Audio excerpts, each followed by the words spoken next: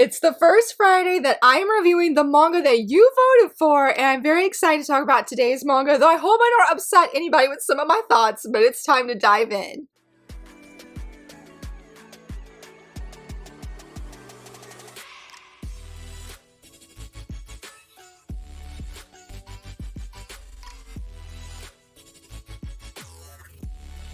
Hello friends, happy Friday, so very excited that you are here, so excited to be here as well. I'm going to be talking about one of the manga that you guys voted for. If you're curious about what exactly is your event and what won, check out this video here as I went over all the results and I went over how the voting went for the 2 weeks that we did the voting. The first manga I decided to read because it was the one I had all on hand on first, and I don't know, I think I just had it in my mind that I was going to be reading it first, was Kageki Shojo, and I made sure to have the quote-unquote prequel, sort of similar, I've heard, to Queen's Quality and QQ Sweeper. I will talk about it, okay, but I only read up to volume 7 if we just count the numbers on the spines and not necessarily included the prequel, because what, that'd be volume 9 if we did. And I am excited to talk about this series. I had a lot of fun and it almost fell over me, but I had a lot of fun. Hopefully none of my little taggies came off. Oh yep, one of them did. This time I'm just gonna hold up a few, but as I was trying to say, I did enjoy my time reading this, and I have so many thoughts about our female lead because oh my goodness, the comparison my mind made me overjoyed that I was able to just make that comparison. I am sad though that they put the barcode over all of the faces, like especially what volume was this, 5? Ugh. Why? Why library? Why did we do that? My personal library has been so much better about that and not doing that, because I'm like, come on, put it on the back or at least like in the upper corner. Why are you putting it straight over the girl's face? Like, come on, who does it? But anyway, if you're not familiar with this series, I honestly was not either. I was pretty much going in blind. I've heard a lot of people talk about this series, but I didn't really know what it was about. It mainly follows our main female lead. Her name is Sarasa, I believe is how you say her name, and she really dreams of being part of this certain troupe where everybody in the production team, or putting on the show, everyone is a female. And there's a certain school, I believe it's called Koka Acting Troupe is the name of it, and they're the ones that have the all-female acting group. Sarasa actually applies to go to this school that the troupe basically hosts, and to her dismay she ends up getting in, and it's her story of reaching for her dream to be Oscar from Rosa Versailles. Like, that is her ultimate dream. That's what she's chasing. That's what she's going after. And she feels like going to this school, this music school, music and theater school is going to help fulfill that dream. And so it's her everyday life being at this school, as well as following a bunch of different girls who are also attending. I was very, very happy. It didn't happen at the very, very beginning. I think it was starting in volume 2. Yes, look at this. Look at this character cast. I was so happy that this was included. Like, thank you, Seven Seas. I mean, technically we sort of had one in the previous volume, but it wasn't nearly as easy to follow as this was. And I really, really appreciate that. Not that I necessarily forgot who any of the girls were, but I appreciate like who I believe they're not called superiors, but these are called the top stars from, I guess you would say, in the Koka theater. Now, these are the top stars, and then you have the teachers and some other important characters that play a role, same as the top. So I really appreciate that because, again, as you can see, there's a lot of characters that we're following, and it was interesting because we get to know all of these girls more in depth as the series goes on. Which I guess leads me to say that I don't feel it's fully accurate when starting the series that Sarasa is our main female lead. Yes, she's introduced to us first, but I was very surprised that when I was reading, I guess we'll just call it the prequel, we had more focus on this girl here, or maybe say this girl, I don't know if that's a better illustration of her or not, but her name is Ai-chan, and I was very surprised just how much time was invested into her character. And I admit, when Sarasa came on page, I was instantly hooked. I loved her, adored her as a character, and I'm like, please, just shine. Be you, girl. I'm here for you. And so originally, I was not that happy that she was seeming to steal this spotlight. But the thing I found, even when I was not overly fond of getting a lot of the backstories on all these girls, did I think it was important? Yes, because the prequel was a very wonderful example of that. In order for me to connect with Ai-chan just the same way I was with our female lead, I needed to know her story. And I feel like this prequel was the beginning of showing, hey, this is why she hates men. This is why she's aiming to be part of this troop, this school, so she doesn't have to deal with men. And that is part of the blurb on the back, because she was a famous idol. She had something happen at a fan handshake event and ended up saying something that got her in trouble. They let her go or made her leave from the idol group. And so now she's just like, I'm done with men. I want to be somewhere where I don't have to think about them. I don't have to see them. And it was like, well, how did she get to this kind of extreme point where, yeah, she really just seems to detest men? And oh, her backstory was it was hard. It was interesting because I was warned in advance that this does have some themes, especially when it comes to, we'll just say food, that are very, very triggering for me, that I avoid at all costs due to things in my past that I do not want to talk about. And so I try to avoid that, but I found that Ai-chan's backstory was 10 times more triggering, to the point that I honestly thought I was going to throw up, because I'm like, this is nauseating what she has been through. And so I felt like us having that story with her, and really just her getting so much time and attention in this, really set up the story to sort of unfold, I guess you would say, in volume 1. Because it was like, man, I am not only invested in our female lead, but I'm invested in seeing how is she going to change, because both these girls really balance each other so incredibly well. Whereas Ai-chan doesn't really smile at all, really. Sarasa smiles all the time. She's very positive. She's very upbeat. She's very encouraging, and Ai-chan is literally the opposite of that. And so it would seem maybe on the outside, how could these two girls really become as close to the point of best friends in this series of what I've read so far? How could they get to that point? And I never imagined starting volume 1 that I genuinely would really come to like her character. There was one point I was absolutely cheering for her. I was so thankful. There were several times that she encourages Sarasa with the advice that she gives, because she really thinks, I mean, she has been so alone for so long that she struggles on how can she encourage someone? How can she be there for someone? She doesn't know how to do these things. And so she is consistently, in my opinion, always overthinking, what do I do? What do I say? What's the right thing to do in this moment? Or if like Sarisa's making she made so many comments about different anime. If she's making a comment about that, or like for one example too, saying fan fiction, and she's like, fanfics? What's that? And she's over here Googling and searching for it. She really truly goes out of the way to become a very genuine friend to Sarasa. I really enjoyed her character. I would easily say she was probably my second favorite character. And when I started the series, I did not think I would like her at all. I thought I would just sort of want her off the page, or maybe not to that extent where I'm like, there was another character. Yes, I did not like her. She was a straight up jerk. And I'm just like, get off the page, okay? I don't think it would be quite to that extent, but it definitely was like, girl, I don't want you stealing the spotlight that Sarasa, I feel, rightfully deserves when you're over here acting and treating her like a certain way that it didn't like, which it made sense. Found out the reasons why she did what she did and how she has grown from that. She really has some very powerful moments of character development that was really amazing and incredible to see. And she definitely wasn't the only one. I mean, we see multiple girls who really grew so much from the beginning. And maybe if it wasn't like, I don't think it was as profound as hers. So I definitely don't think it was nearly as profound. I forgot, I can't really show you. Well, you can see her. I forget her name. Starts with the letter S though. But like her, for example, we sort of saw into her backstory and we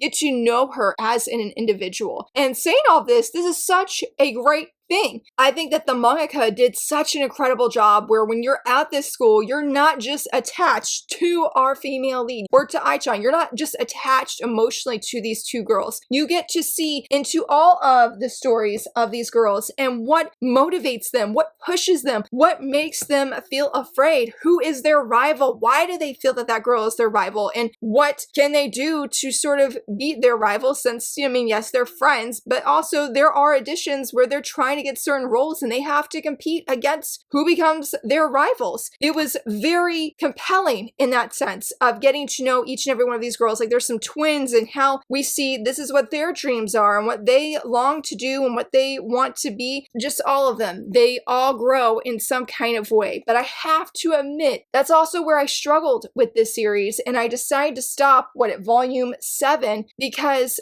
I feel it was important. Each time we got that backstory, each time the story shifted over to a different girl, not Sarasa, I was like, wow, this is a really amazing moment. I'm so glad we got to see this, even if deep down, like, okay, this isn't really what I wanted. All of the volumes that I gave glowing 5 stars that I absolutely adored, whereas the volumes that purely focused on Sarasa. I mean, granted, I guess you couldn't say purely where she had the whole volume, but she had the spotlight. We're seeing her shine. And that was ultimately what I wanted more of in this series. Would I recommend this? Yes. Do I think it's a great series? Yes. There was just something specifically I wanted, and it was just that I want Sarasa to have all the time. And I think what happened is I'm reading either this volume or the prequel, and I was like, wow, her energy reminds me of my favorite character of all time, Hinata from Haikyuu. And when I had that connection, and when I saw that in the manga, when I saw that in her character, y'all, I about jumped out of my seat in excitement. I'm like, yes! I'm like, when is the last time I've read a shoujo manga that had a heroine that so strongly reminded me of my best boy? I'm like, I don't know. I'm like, I'm sure there is a manga that I have read, but I don't know if it's to this extent. Sarasa really is the wonderful ball of energy, full of sunshine, coming in every single day. That even when she's sad, she's still trying. And what can I do better? How can I grow? How can I reach my dream? Yes,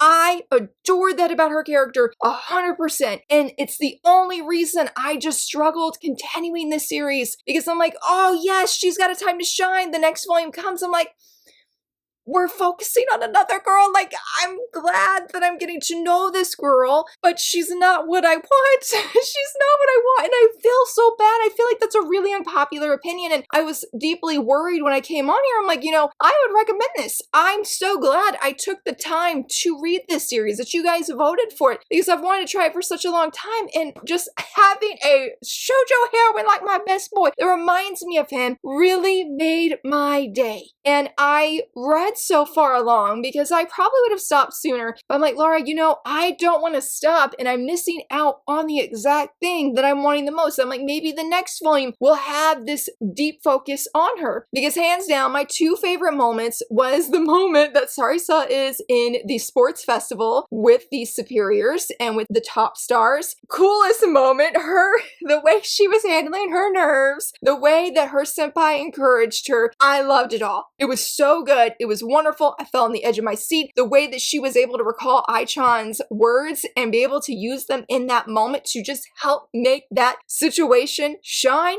10 out of 10. So cool. The other one is her audition for Romeo and Juliet. Y'all, I felt so captivated, so incredibly captivated. And it was very interesting when we get backstory about Sarasa specifically. I was very blown away of how she was learning. I think it'd be okay to say what it is, but just if not, I'm going to keep it spoiler free, just to the best of my ability. If not, I'm not going to say what it is, but she was learning a different kind of, I don't think dance is the right word, but she was learning something else in the performance of arts, more or less. And it really has helped her and shaped her who she is today. And it was very fascinating to see how that time when she was a kid, how it inspired her, how it has, again, helped her to become the person she is in this series. And in that moment, in that audition of Romeo and Juliet, how it specifically helped her, how she recalled what she had been told as a child. So good. So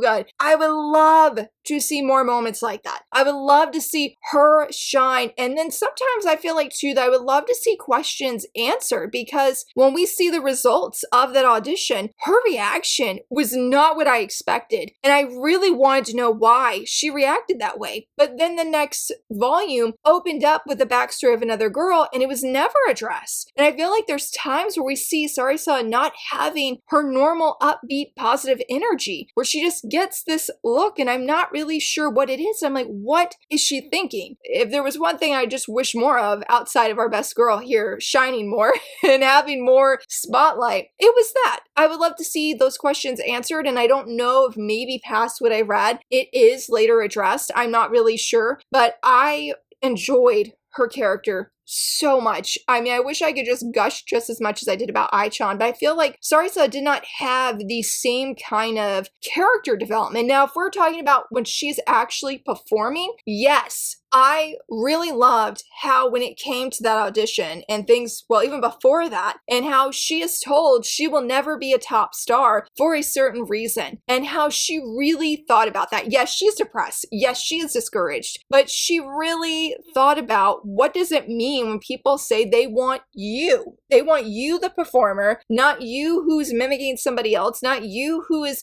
doing something completely different, what is expected of you, her specifically. And I thought it very interesting of seeing how she grew as a performer from that incident. It was very good, and I will say too, honestly, oh my goodness, I love so many comments that she makes about anime. In fact, I have messaged my oldest because she mentions JoJo twice. One about a stan, and then one of them, I forget what the other one, I just know it was a JoJo reference. And I'm like, oh my goodness, I'm like, look, there's a JoJo reference in my manga, and she did Attack on Titan, she did Slam Dunk, there's a few other ones that she did later on, and I love that so much about her character. But I really did love seeing her grow as a performer, because I think of another moment, as I mentioned before about the fan fiction, that was very fascinating in seeing how she was able to really get to know her character for her audition. Really, really good. So there's several moments that I really loved about this series that was such an interesting read and bringing something to light about troops that I had no idea whatsoever. And how, I mean, I didn't think it would be like easy, but seeing the work that really goes on behind these performances was very eye-opening for me. And I really liked how there was so much attention brought to people who were not just performing, but working backstage to help the performers shine on stage. That everybody is coming together. And that'd be a great way to lead into that. I really, really liked the Senpais. I don't know where they are at the moment, but here they are. I really love the three Senpais, except for her. Oh my gosh.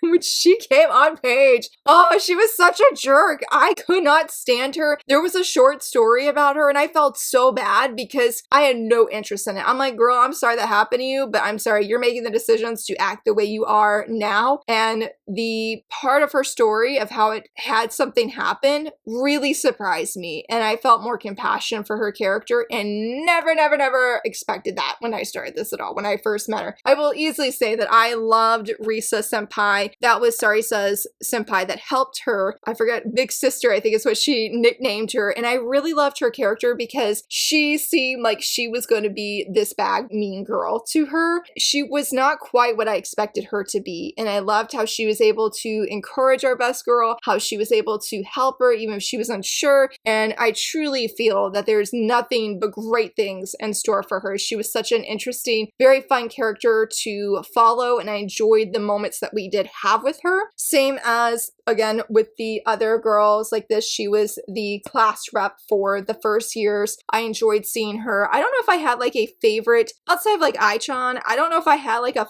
favorite girl that I also really enjoyed like following them. Like, yes, like I love this girl. She's absolutely amazing. But I did like all of them. And I liked that, that we did have that chance to get to know them and see those motivations. I think it added to the story overall. I'm just so very biased in my feelings for a girl. And I just feel so bad that I felt that way because the writing is very good. It's not like the characters are bad or they're not engaging. The teachers are interesting. Seeing things about the top stars was interesting, but I don't know. I just got to the end of volume 7 and I felt it was a really good stopping place for me to just stop there. I felt content with the story of what I had read. I overall enjoyed what I had read, and I just don't want to keep going, I think, and be caught in this trap of always wanting more more than like, give us more of our girl, give us more, you know, and then not